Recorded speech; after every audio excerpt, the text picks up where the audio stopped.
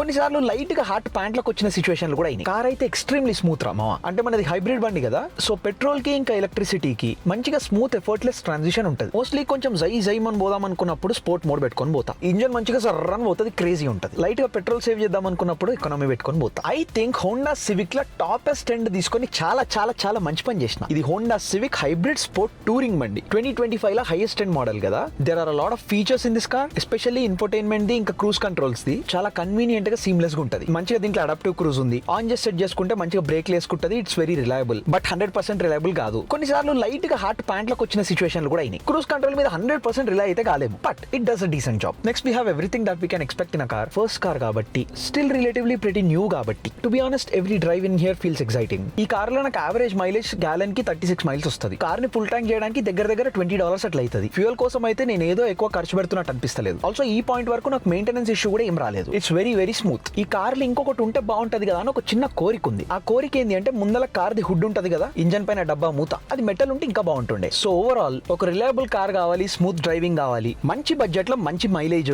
మంచి features, overall ఒక efficient package కావాలి అంటే, ఆల్సో ఇది మీ ఫస్ట్ కార్ అయితే కూడా I think this is an amazing choice. So overall 100 days వాడిన తర్వాత కూడా I think I would buy this again. Zero regrets. I love driving it every day. అంటే 100 రోజులైనా కానీ వైబ్ మాత్రం ఫస్ట్ రోజు బండి నడుపుతున్నట్టే ఉంది. That's amazing right?